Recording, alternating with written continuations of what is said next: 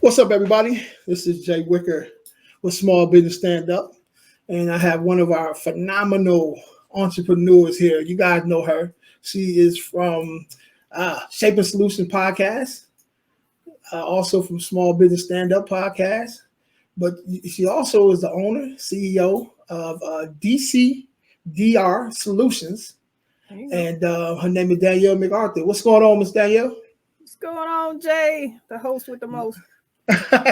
Nothing much, man. Nothing much, man. So, listen, I really appreciate you letting me interview you, man. I know you're a busy person, and I won't get too much in your business, but people need to know you behind the scenes. Dive in. I'm a partial open book.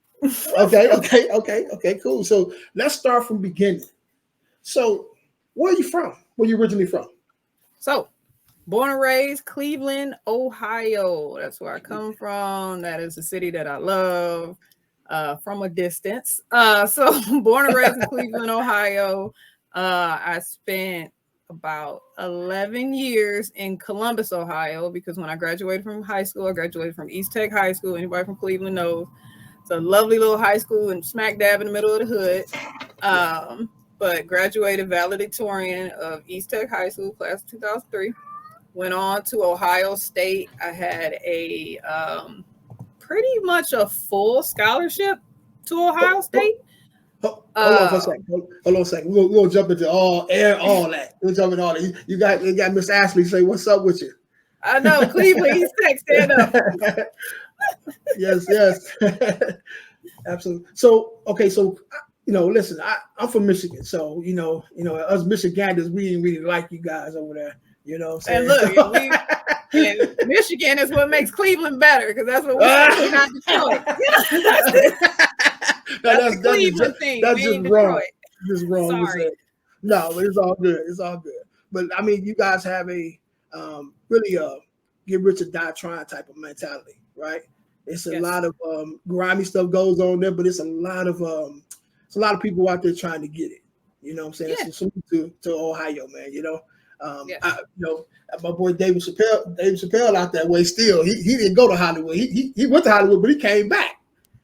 And I get it though.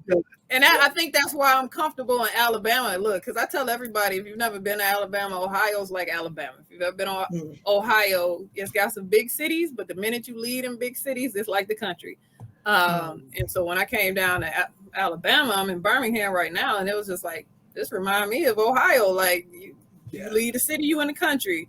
And so I can see why Dave Chappelle stayed in Ohio. I get it. Yeah, absolutely. But I mean, so when you growing up in Ohio, man, I can say it was some times where Ohio was flourishing at one time, right? With the car industry and all that good stuff, man. So was you there when it kind of dried up a little bit? Did you kind of see that? So what I remember the most was, Cleveland was a steel city. And that's another reason why I bond with Birmingham. Birmingham's an ex-steel city as well. So when steel left, it's like the whole city was devastated. And we had the sports teams, but everybody know our sports teams ain't the best. So we can only ride so much on them sports teams. But Detroit ain't too far. The Lions ain't too far from you guys. So I feel your pain. Yeah, I mean, because Michigan, Ohio, same concept. I mean, I know, of course, they had the automotive industry, which lasted a little bit longer, but that bubble popped too. So very similar devastation, like as far as jobs and just a whole bunch of people being lost and whatnot.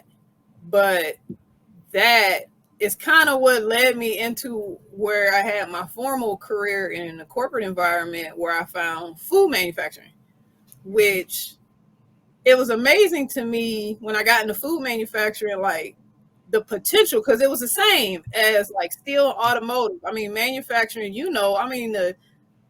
I think we watched somewhere communities were built on people working for manufacturing companies in the 40s and 50s, and it wasn't a problem. Like nobody looked down on it. You made a lot of money, you had a good life, you were good. And so when I found food manufacturing, because food manufacturing is kind of in the background and nobody talks about it, and you just kind of fall into it, and it's like, oh, I got a job, but it's just as lucrative, and they're like everywhere, and like people don't even realize like these plants are everywhere, and it's one industry that is extremely recession proof because people Gotta go eat. eat. That's facts. That's facts.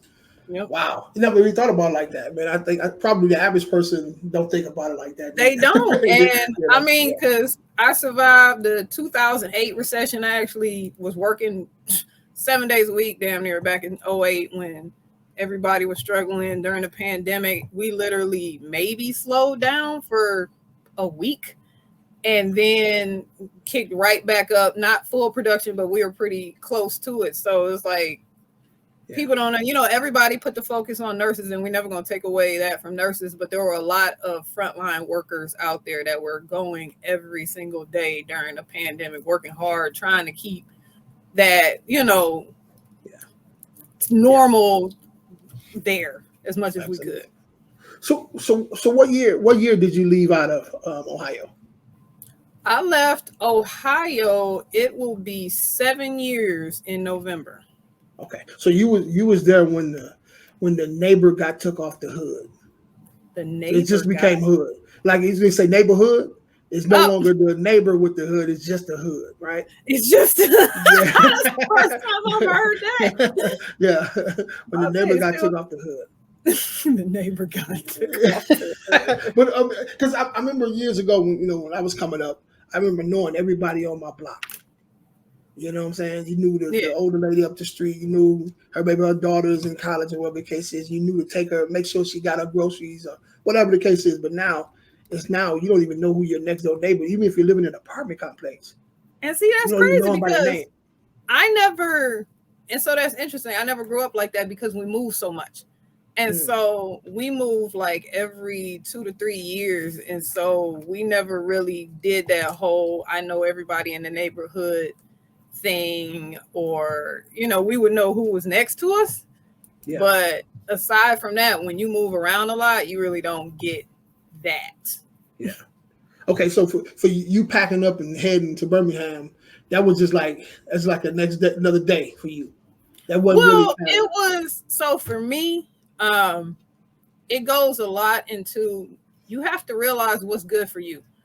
Yeah. And for me, I can't do winter. So mental health is very important. People need to be aware of their mental health.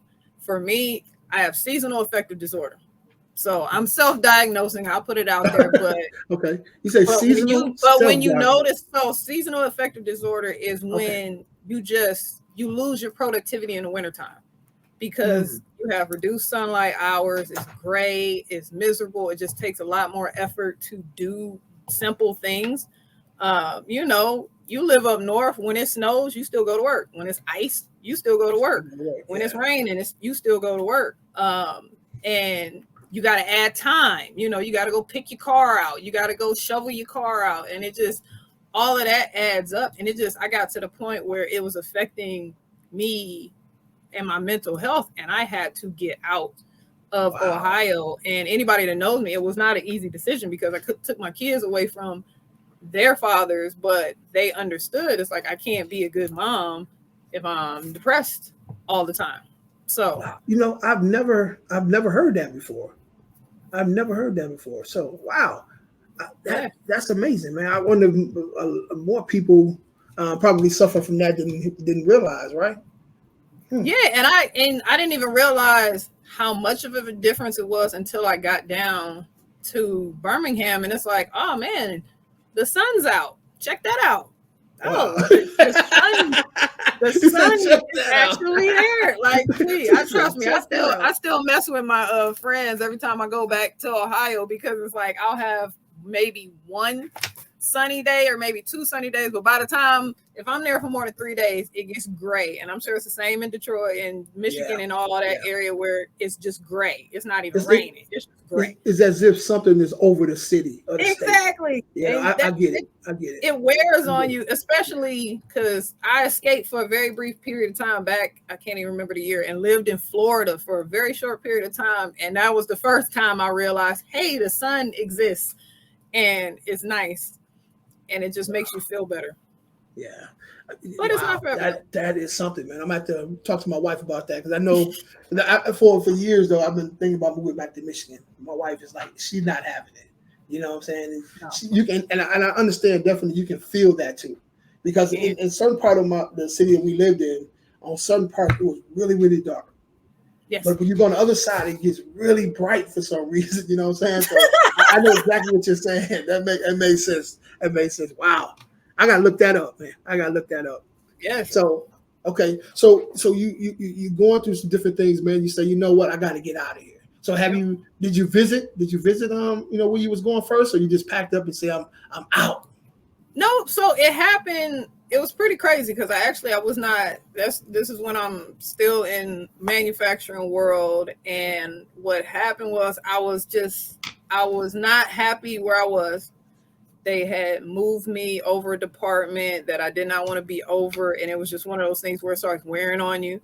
And my resume accidentally got out onto Monster at the time. Monster was the big site back then, and I had these headhunters calling me, and somebody called me and they were like, we can get you a job wherever. And I'm like, okay. And they're like, how much do you want? And I threw out a number that I thought was a lot, which actually wasn't a lot, but I thought it was a lot. Yeah. And they were like, oh, that's nothing. Where do you want to go? And I'm like, anywhere south of the Mason-Dixon. Wow. And so they named from and you'll get this because you're from up north. They named the top states that nobody from up north wants to live in. It was South Carolina, Mississippi, Alabama, and for me, Texas was ideal, but the position they had wasn't what I wanted. And so the lady was like, I know I can get you the job in Birmingham. And I'm like, well, okay, well, let's go with Birmingham. And nope, I interviewed, and then I came down, and I came down here. I didn't have any family. I didn't know anybody. I was just going out on a whim. Yeah. So you get there and you pack, got your family down there. When did you start getting that entrepreneur spirit? So my entrepreneur spirit didn't kick in until, so I moved down here. My second son was 3 months old. When he got older, I started to notice, okay, he's not progressing like he's supposed to, but it's not completely off. And so it wasn't really something I could really get a feel for until he got about 3 years old, when I started to realize, okay, he doesn't really smile, doesn't really act like other kids. And I started to think, okay, something's off here. And I started to try to push the doctors, but the problem is, because I was, okay, can I have him evaluated for autism? But unfortunately, that's the downside of Alabama, is they're not as progressive with certain things, and they're very old school. And all I would get is, oh, he'll be fine. Like literally, that was, you don't know how many times I heard that. Oh, he'll be fine. He'll be fine. And I'm like, dude, I live with him. Something's different. My first son is smart as a whip, and it's not saying that my second son isn't smart. It was just there was some kind of delay there. Yeah. And when I realized, okay, he's not like my older son. He's not neurotypical. He's not like every other kid. And I started to wonder, what is his life going to be? And this was around 2016 when all the cop shootings were growing crazy in the news. And it's like, how do you try to protect them as much as you can from that? And it's like, well, what if we do what everybody else does? Build a business, build a world. I build something that he can just work for me. Or I build a network of people who I know and trust, where if he does not want to work for me, he can go work for somebody else. So that's kind of where the seeds of it started, was when I started to realize, okay, my son's a little bit different. How am I going to approach this when he gets to the age where he has to get into the working world? Yeah. Yeah. Because I didn't want him to have to go through, begging people for jobs, or people not understanding him. And I don't know. I don't like that. Definitely understand that. So let's do this. Let's put a pin right in this part right here. We will come back to that part. It's another part I forgot. I missed. So when you got through school, you got through junior high, you got to high school, was you at the top of the class in high school? Oh yeah, I was big nerd. Yep. I was a nerd. I know nothing about it. Everybody, I look athletic, but I don't have an athletic bone in my body. hold on. Let me do this then. I heard you just say that then. So let me do this to you. I beg to differ, man. Let me show you something right quick. Let me see. Pulling up pictures. Yeah, you know I'm going in. I beg to differ. Look, that's now. That's now. Look, let me tell you, because I told you I lost I started a weight loss goal 3 years ago to lose. At the time, I just wanted to lose like 30 pounds, and I lost 50. And one of the things I always wanted to do were these mud runs, which I love. But trust me, if you talk to my team members there, which that's my husband and my homie, my one of my clients, Marcy, I take my time. I literally got the hashtag team take our time. I walk as slow as I can. I skip stuff, but I finish. You get there. Absolutely. I finish though. I'm gonna get to the point where I can do like a 10K, because we did a 5K. It's called a Tough Mudder. Man, that thing whooped our butts. But my goal is maybe about 2 years, I'm gonna come back for that Tough Mudder and do the 10K. Yeah. So all this energy right here, that was in high school. You had none of that. Man, I walked to school every day. No, I did not have any of that in high school. I walked a mile to school and a mile home. So that's where all my energy went. Okay. But no, so, I was the big time nerd. I took college classes in high school. I was following in my older sister did the same thing. So I was like, oh, this is what I'm supposed to do. So that's what I did. And that's what locked me in as valedictorian. And when you're valedictorian, you kind of get a golden pass, because they just hand out scholarships. Yeah. And this was something I actually didn't learn till maybe a couple % of people go to college for free, and I was one of those. Yeah. Actually, too. Wow. So you got a free ride. Like $1,300 because they couldn't divide by 4 instead of 3. Yeah. But I was very fortunate. What college did you go to? The Ohio State University. The Ohio State University. Wow. So how was Danielle in college though? I hated college. You hated it. I hated college. If I wouldn't have had, I'll tell everybody, if I wouldn't have had that scholarship, I wouldn't have went. Because at the time, I just wanted to be. I had big hopes of being a veterinarian. That quickly got dashed. If anybody's ever taken calculus, all of my hopes and dreams were dashed on the rocks of calculus, because I failed. So I'll take a step back. So I told you I took college classes in high school. So that brought me into college. I was almost a sophomore. So the minute I passed my first class, I was a sophomore. And so Ohio State has a freshman forgiveness program. But the problem was I wasn't a freshman. So the minute I failed that class, which was the first class I had ever failed in my life, I pretty much knew I would never get into vet school, because vet school is crazy hard and competitive and whatnot. And so I had to give up those dreams immediately and kind of redirect. And I settled on some cushy little biology degree just so I can get past my time. He's a cushy little biology. It wasn't even a regular biology degree, because I didn't like physics. And you had to take 3 physics classes to get biology. And after the second physics class, I was like, okay, I got to change my major, because I don't want to take another physics class.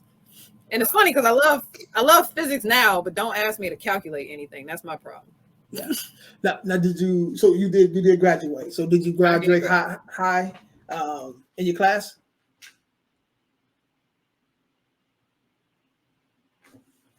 Now, because I hate, like in high school and college, they talk about those things. And then when you get into the working world, none of that stuff matters. Nobody cares if you graduated magna cum, blah, blah, blah, blah, blah, unless you're going into some kind of specified field. Unless you're going into a specified field, nobody cares about that stuff. Trust me, I've sat on interview panels and all of that. Yeah. Nobody cares about degrees. They care about your experience, your attitude, and that's what I've learned in my time in the corporate world. Yeah. So when you got to Ohio State, did you get the job you wanted? Nope. Never got it. So the thing about college is what they don't tell you. You really need good guidance and leadership to do what you're supposed to be doing if I wanted to enter my career. Did I lose you? Ecology, organismal biology. So basically we studied I know a little about a lot. I know and a lot about some little things or whatever. So basically to study an ecosystem.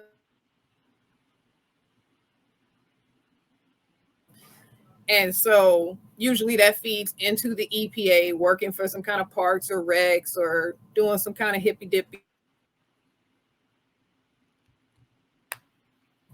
You're supposed to start mentoring and getting internships like the second, third year. You're supposed to be forming these bonds with the professors. I didn't. My first time making money on my own and I was living my best life. I didn't get the memo. So my third year, they're like, oh, you're supposed to get an internship, but the internship was free. I'm over here. I got a job. I'm making money. Why would I take a free internship? So yeah. So no. So out of college, I was like, well, I like working in a lab. I was like, well, let me try to find a lab job. And that's when I stumbled into food manufacturing, into quality assurance. Oh, dope. So now you came through school, you came through the Ohio State. You got out of there, you got you a decent job. Now you're heading to Alabama. So it's your two children, and you seeing some issues with your son at that time. What's your next step? You about to get into entrepreneurship, right? The next step, the most pivotal. What's your mindset?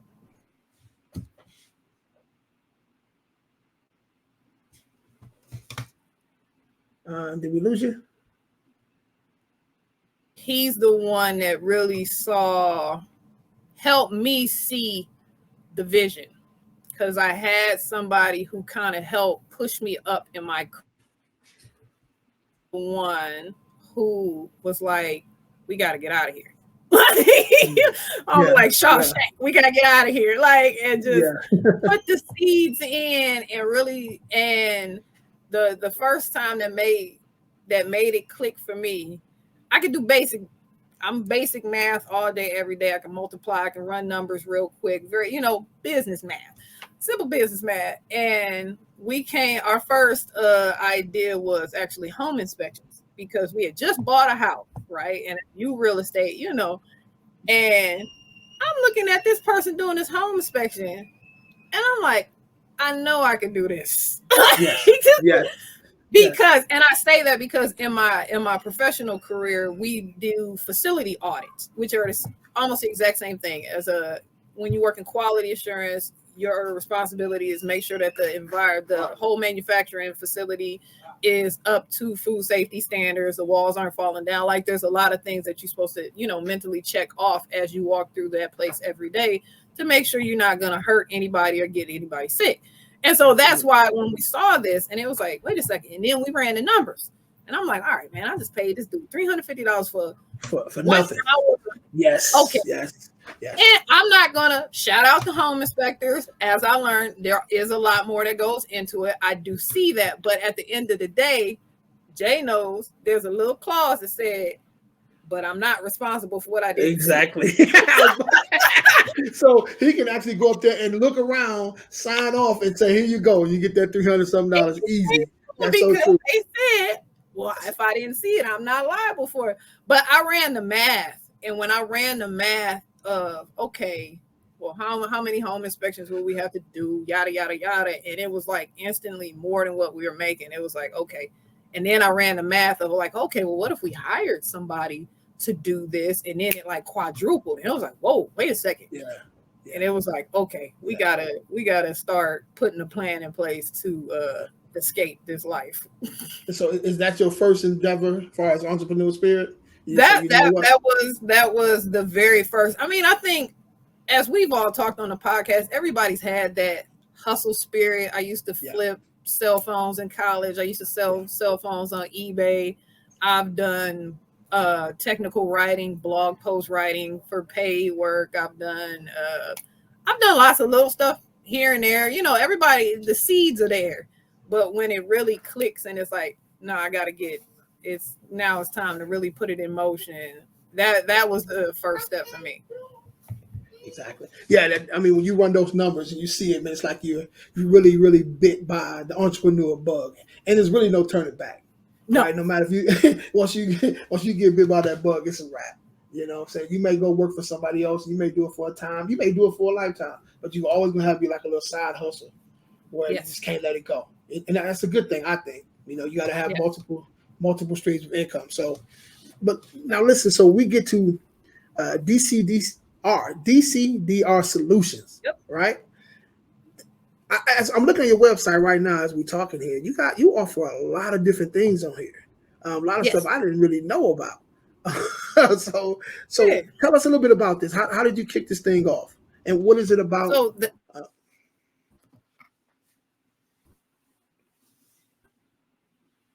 pandemic. So I already had the bug in, a couple ideas in mind, but I knew I had to have something for myself. And I'd always known I wanted to do a consulting business because my mentor had a consulting business. And so I saw how profitable it could be, how flexible, how wide open consulting is. I know a couple people that do consulting. So it's a very lucrative and fulfilling business because I enjoy solving problems. I enjoy helping people, making a difference, like real change and things of that nature.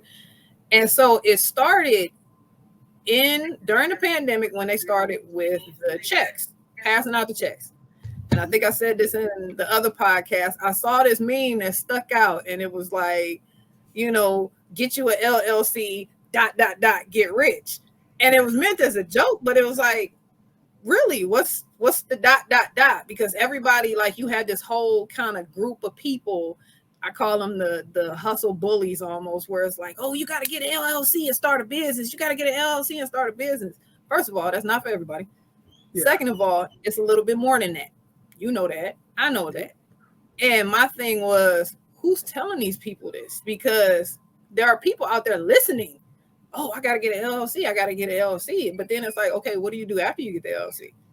And that's where I was really like, who's telling these people what they need to do after they get the LLC? Like, what's the plan? How do you grow? And I was still in the corporate environment at that time. And mind you, we're in the pandemic thriving, right? Yeah. And so I see what works. And I was thinking, like, this is what people need to know, how to run a business, the background stuff. Because yes, people see all the, marketing, of course, that's common sense, marketing, things of that nature. But what about the behind the scenes, the problem solving, what metrics are you tracking? Do you know what metrics you need to be tracking for your specific business? Do you have your procedures in place? What happens if this person gets sick and quits? What happens if this person gets pregnant and leaves? What happens if somebody dies? Where is the continuity? Because that's what manufacturing plants have. They're built on continuity. I used to tell people I work with all the time, if everybody in this factory walked out today, this factory would probably stop for a week and then they would be right back because it's built to sustain.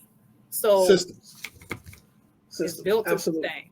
Yes. So I wanted to bring that to small business owners, particularly business owners of color. Me being here in Birmingham, Alabama. Birmingham is over 80% Black. It's the highest concentration of Black people in America. Google it.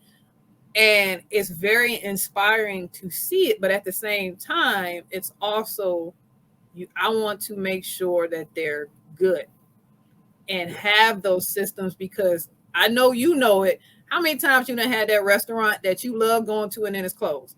Why is it closed?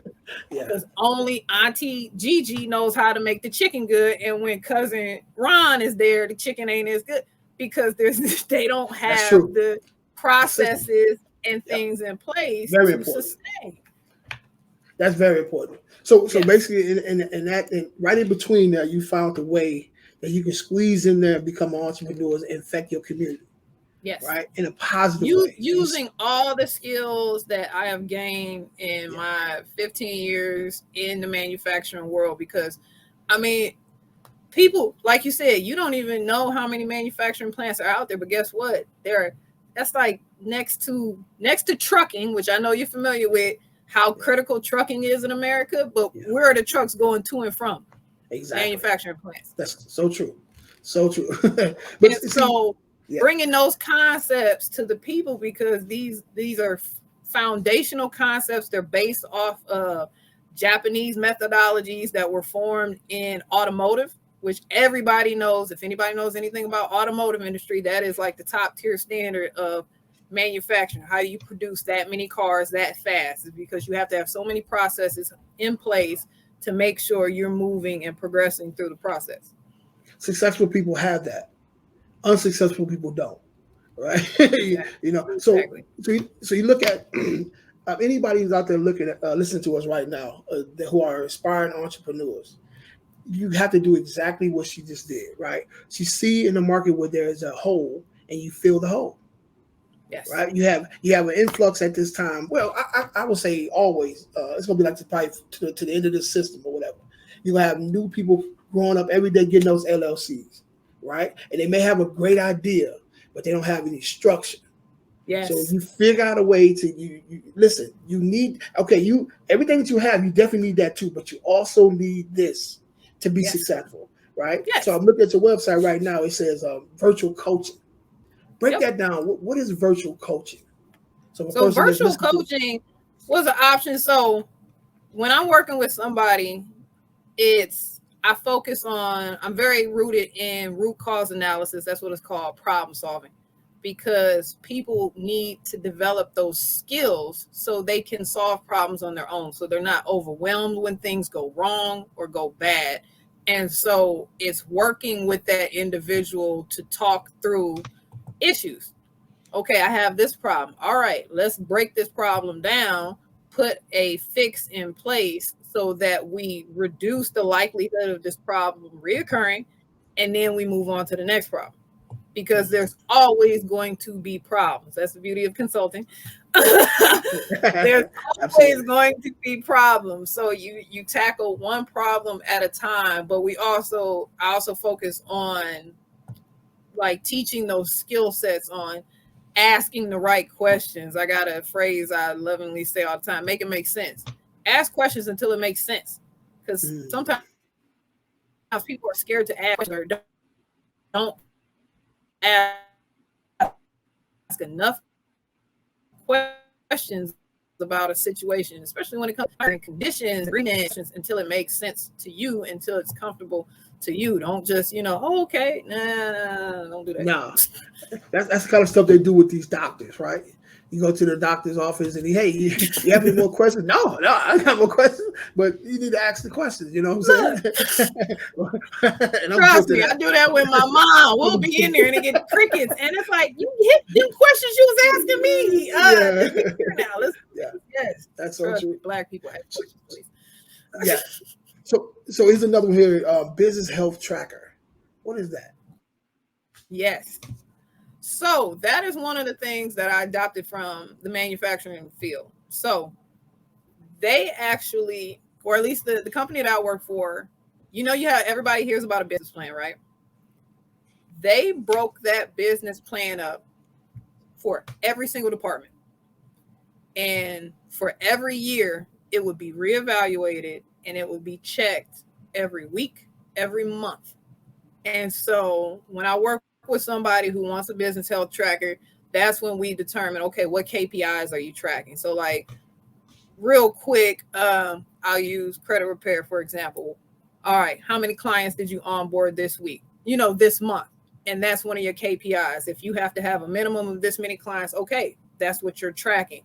How much, how many movements, how much income, all of these things. How, if you have other services, building those trackers in there to keep up with it instead of just saying, how many clients? Oh, I think I got, no.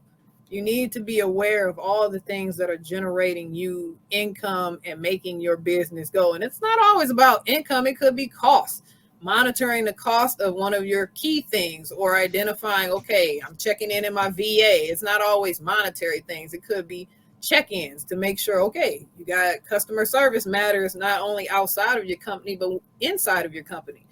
Are you engaging properly with the people? Are you meeting with these individuals? Are they happy? Are they comfortable? Are they productive? The follow-ups and all that good stuff.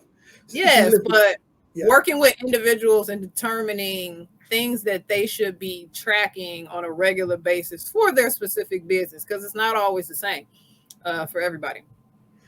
Listen, that is so huge. As an entrepreneur, man, we jump out the window and we go to making those cakes that we've been making since we was 2 years old, that we learned from grandma, right? And we sell it, we make some good money or whatever the case is, and sometimes that may be the last cake that you make for that person if you don't do follow up on it. Hey, did you like the cake? Yes. Did you get it to you in a timely manner?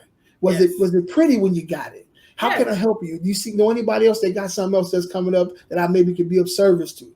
All that matters. Customer service. That's another big thing I try to work with people. Customer service matters. It's key. So you got to have those things in place, and you got to have something else in place to make sure you have that thing in place. You know what I'm saying? So pretty much, is grandma's recipe documented? Yeah. Exactly. Is it written down? It's written down. Can some your friend down the street do the same recipe if they follow it to the T? When it tastes the same, that's all important, man. That's all important. Man, that is dope. So I know you do virtual, but I see that you actually do on site as well. So how does that work? Do they fly you out? Did you come out, or how does that work? Yeah, so it's all covered in the fee. Where on site is where I'm most productive. Being able to put eyes on a process and really listening to people, especially when it comes to a small business setting where there are a lot of employees. I just have a way of getting things out of people and kind of seeing what's really going on. Because sometimes the average entrepreneur just isn't as in tune with the base layer of their business. They're very focused on. You can't be. Really, and that's why I wanted to fill that niche, like you said, because somebody has to be checking on the back, because if you're so focused on moving forward, you still need to make sure that you good so you can move forward. So doing those on-site evaluations and determining, because it's based off of in manufacturing, it's called, you have your 10 wastes, and I don't have them memorized, but basically there's lots of things in the category of overproduction, overworking, time. So if people are taking too much time to do something, if people are making too much of something that you don't need, if you're buying too much of something you don't need, or there's lots of little things that can save money that add up that people don't realize. And so when you're on site and you can really see, because when I'm working with somebody, I'm only going off of what you're telling me. But when I'm on site, then I can really see, like, hey, what's that thing over there? Oh, well, that's just such and such. He just kind of do that. No. No, he's ready. He drained the pot. Yeah, like, it's like, but he been sitting there for an hour and ain't did nothing. Oh, well, he do that. Okay, he need to go. Yeah. He's not helping you. Dope. Or what was one that I was working with where they didn't even know what their business partner was doing. And it's like, how is this your business partner if you don't know what they're doing, or you don't know what they're doing with your money? Like, what are we talking about? Like, it'll be little simple stuff. And because people hear the word, small business and entrepreneur, and they think they got it all together. And Lord knows, I'm not saying I have all the answers or whatnot, but it's just people have to be open for help, because this is my biggest takeaway that I had to think of, like, what really brings it home. And Jay, I love you because you're so well-rounded, so you get all of my references. Do you know a championship team that's ever won without a coach? None. So true.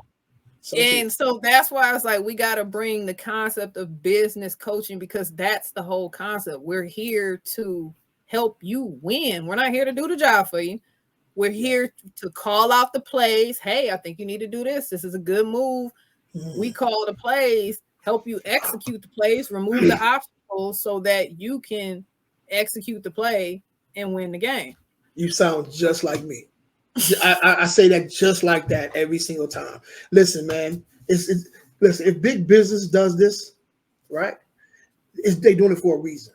Exactly. Not because they just have the capital to do that or money to throw it at. It's beneficial for them. And Look, so, I'll tell you firsthand because I knew what was changing in the industry because again, I'm coming from a corporate manufacturing environment, $1 billion company. They build that into their employee structure. They added it's called continuous improvement. They're called project managers. All of these things, they build them in. So small businesses need to be aware of these things that they're building in to make sure that they stay competitive, to make sure that they continue becoming better and faster and more efficient. They build it into their systems. And unfortunately, small businesses, one, they're not aware of it. But that's why business coaches are becoming more popular because that's that missing piece is you need somebody to help you think a little bit outside the box or look a little bit deeper in the box that maybe you stuck that box on a shelf and forgot about it. And it's like, yeah, no, let's go back and look at that because a lot of it goes back to the foundational work of the business, making sure that you're truly passionate about the business. You know, I've met people where it's like they don't even sound excited about their business. Like, I can't help you if you don't want to do your business. I mean, yeah, you can pay me all day every day, but I want you to be following your passion. Question. So is this type of service is tax deductible? Is it a write-off for small businesses? You know what? I haven't. Look, that is one thing because I'm still in my infancy phase. I ain't gonna make it seem like I know everything. But I mean, usually when you have continuing education or things of that nature, it's usually within that category. Now, consult the tax person first. Exactly. So this is for entertainment purposes only. So neither Danielle, MacArthur, Jay Wicker, or Mid-City Network is saying that you should do this. But I would go so far to say it. But yes, because I know that usually education contact your CPA, your attorney, all that good stuff. Yes. Yeah. Because you're spending money on your business to be able to get you to that next level. Why wouldn't it be? Because it's like you're advertising. You spend money on advertisement, that's a tax write-off. You spend money going out to dinner, it's a tax write-off. You spend money to have a person to come in to go over your books or whatever it takes to make you more leaner, to make you close more deals. It seemed like it would be. But contact your CPA. And what I do is it's a little bit harder for folks to understand because it's long money. So and a lot of these concepts I got from my mentor. She works in food safety and doing consulting and they call cost improvement projects and things of that nature. So you pay us a flat rate, but the goal is for us to save you 10 times that much. Exactly. So when I was working in corporate, okay, they give me projects. Okay, I come up with a project that saves the company $1 million over the course of a year.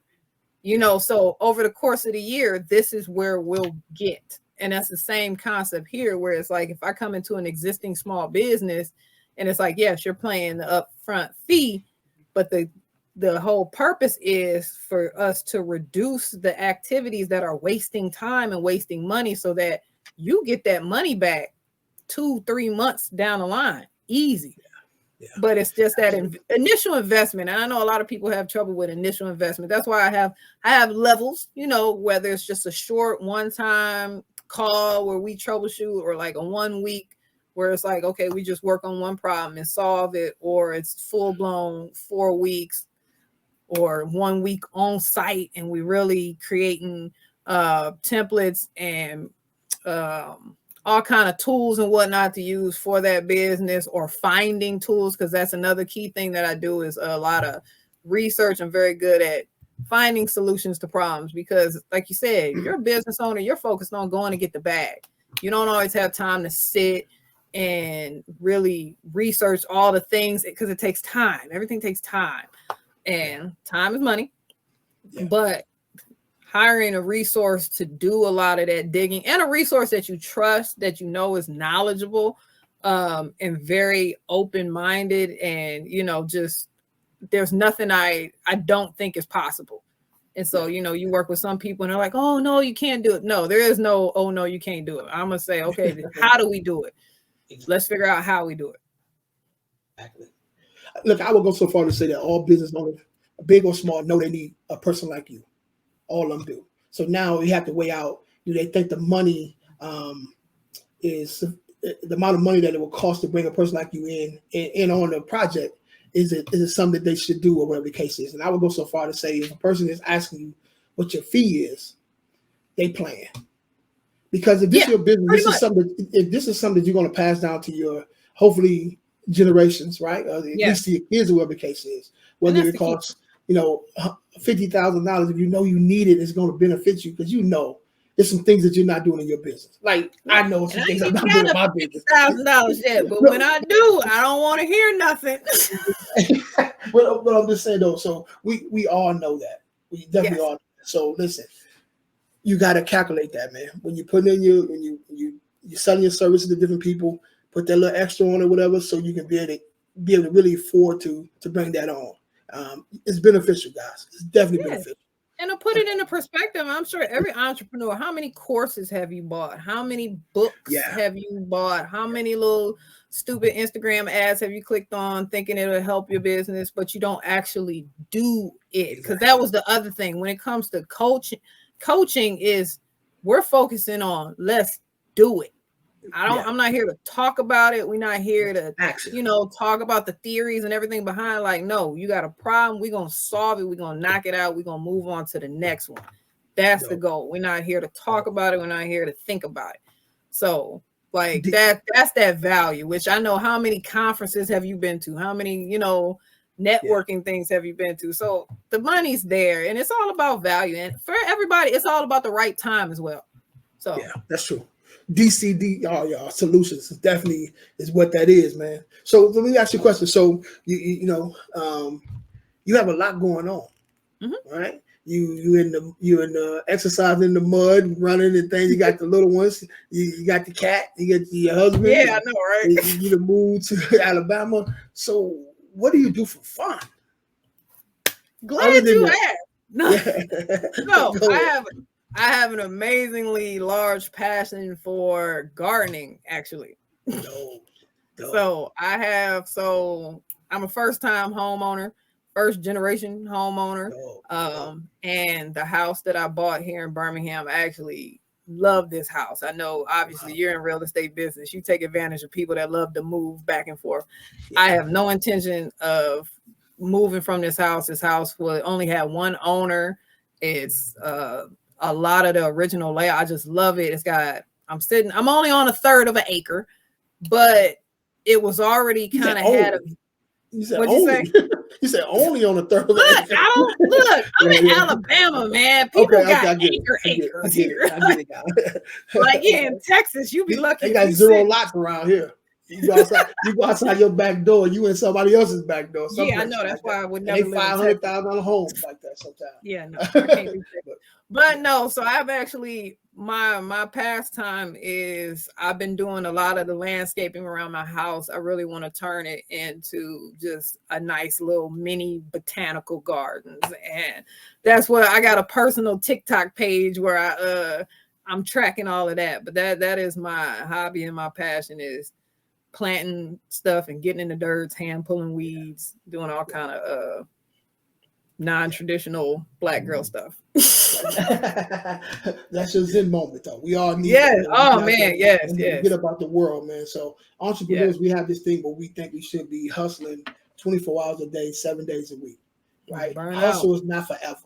It's for a season. Yes. You know what I'm saying? So you got to take some time for yourself, or you will run yourself in the ground. So I'm glad you got that piece where you can kind of block out everything and do you. You know what I'm saying? And do you. So, man, this is insane, man. This was pretty good. It's pretty good. I need to prepare next time. You did good, man. Look, you ain't even have to. Nobody would have never known. So where you see yourself in the next 5 years? 5 years. So in addition to this, I kind of got it split because I want to get into motivational speaking. So I can't forget about that. That's something that I got on the horizons. And so I will definitely in 5 years want to be speaking professionally while still running this business, because this business is this is my baby. Like you said, this is my generational wealth. This is my real estate in the business world. So I wanted to grow and get bigger and start bringing more consultants in, bringing more people in, building just a network so we can make a difference and keep increasing businesses for those people that want businesses. Heck, even working with people that just want a side hustle. Like, let me set up your side hustle right. Make sure your side hustle is hustling correctly. But just making sure, because when I looked at the big picture, when they talk about, all the stuff, a lot of it's not race, it's socioeconomics. That's what creates division amongst people, the haves and the have-nots. And how do you bridge that gap? It's business owner. So not everybody can be a business owner, but just like a homeowner, when you own a home, you start to look at the world a little bit differently. But I hear what you're saying. I go so far to say everybody could be. Everybody could be. I would say everybody could. I'm realistic, and I know it's not for everybody. So I'm not a fan of saying. Yeah, I'm not a fan of saying that, because that used to always, those preachy, multi-level market. Oh, you could do a bit. It's not for everybody, because and then if you had 20 business owners, who's gonna work for them? So obviously. It's literally not for everybody, because there has to be a balance. I have a very strong belief, and there's always a balance. There's always people on both ends. And so for those that choose to have the businesses, my emphasis is, okay, let's make sure you have a successful business. Yeah, I was talking about homeowners. Homeowners. Yes. Everybody needs to buy a home. My bad. Absolutely. No, everybody needs to buy a home. Absolutely. Plot of land that you stick a trail on. Oh, trust me. Man. Everybody. I'm trying to play Monopoly. I don't know about you, Jay. That's the game I'm playing right now, man. So I mean, if you look at some of the podcasts that we've been doing, man, I've been kind of tailoring this thing. I'm figuring it out, man. Some different things that we can add to it, man. Like the guy we had the other day, doing that thing. Kind of educating us on the financial aspect on some things that I've never wrapped my head around. And as it comes to me, I constantly want to feed it to everybody else. I'm like, did y'all understand what he just said? You know what I'm saying? It's as if he's opening up everything to us, man. So everybody out there, man, please tune into the Small Business Stand-Up podcast. Yes. There's some stuff that's on there that will definitely benefit you. Financial literacy is very key. And as you talked about, as far as buying a home, too. Buying a home, you can actually build wealth doing that. If think about the people who've been living in apartments for the last 10 years. That money is gone. But if you was living in a home, if you had purchased a home, you can go get a loan off that, invest into a business, invest into another property, some land, or whatever the case is, and that's how most people grow their wealth from their home. And you have to increase the conversation, and that's the benefit. This is why we do this to increase that conversation, because a lot of people, it's just they simply don't know. Like I was not raised that way. I did not buy my first home until I think I'll be in my house 5 years this year. So I wasn't, when I was in Ohio, I hated homes in Ohio. I never wanted to buy a house in Ohio. The minute I came down to Birmingham, I was like, okay, I could buy a house here. I was paying $1,000 for rent, and they was getting ready to raise the rent. I said, oh, what? $1,000? I said I could be paying a mortgage. Now, granted, full disclosure, because again, I'm all about the balance. Yes, there's a lot more that comes with a house, but the little bit more that comes with it is worth every bit of effort. But that's something you can leave to your kids. Yes. Right? So you can't give an apartment away. No. You know what I'm saying? So this is a condo. Buy a condo. If you just like living in apartments, some people really like living in apartments. Buy a condo. Yep. Something you can actually turn around and sell. Exactly. Man. So this has been dope, man. It's interesting to see how you got from Ohio to where you at today. You're running a business. We're going to college, hating college, right? Coming to Alabama, you realize, why you want to buy a home. Get to the point to where you got your business rolling. You on two podcasts, right? You have a business. You're doing consulting, coaching, and all that good stuff. And so how do you the time? You got 26 hours a day, right? You got to have 20 Man, hours. please. 27, 28? How do you do that? No, I And got be the a same peak amount as everybody else. You got to do that in focused, productive bursts. That's how it works. Because my biggest thing is if you're distracted, you're not going to be able to work as efficiently. But when you have that moment with that hyper focus moment, when, you know, whether it's an hour, well, we talked about this, you know, waking up early, that's the key. We all got 24 hours a day. You got to squeeze every ounce of that. If you got to wake up an hour, 2 hours earlier, you need to wake up earlier if you got to get it done. So that's what you do. You stay up late, but you don't do it every day. That's the key, because like you said earlier, you're burned out. But those days where you feel that energy comes and goes, and when you're having one of those high energy days, take advantage of those high energy days, because when you're having one of those low energy days, you can't force it. And I know, Jay, you probably had one of those where it's just like, you know, I don't feel like doing nothing. Man, I've been on the podcast and asked a question and forgot what I asked, bro. I'll be so tired sometimes. So, so I understand. So I try to focus my energy when I'm in the zone, get in that zone, creating content, creating supplemental materials and things of that nature, networking, working with my clients and things of that nature. That's and a lot of very hefty the planner that I gotta stick to. Because I'm old school. I like to write stuff down still. Like I don't like digital stuff. I like digital stuff. I'll use it, but I gotta write it down. It's something about the power of manifesting after you write it down. So that's what keeps me on track on what I need to be doing and whatnot.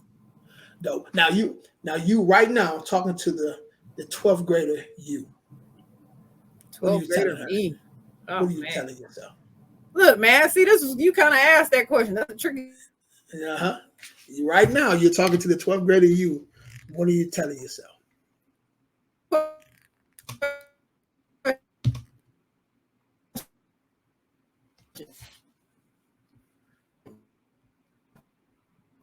If what you know is right, I would have got here a little bit sooner. If I would have just stopped listening to all the noise and the side chatter and all of that stuff, trust was telling me to, nah, you should do this. Nah, you should probably do that. I probably would have got here a little bit sooner, but I'm here right where I need to be. Yeah. What would the 12th grade you be telling you right now? Shut up, you old. No, I'm just That's a good one now. You ain't never heard that. No, 12th grader me probably would have really liked me because I'm pretty cool. Wow. So I try to be, I was just thinking about that earlier. Like, man, I want to be that old, funny, crazy lady down the street. You gotta go in the talk mud, to her. In the mud fights and mud races and stuff. Man, she crazy. Go down there. She'll give you something to eat. She gonna tell you some crazy story, and she gonna sit there and talk about plants, but then she gonna tell you some crazy story.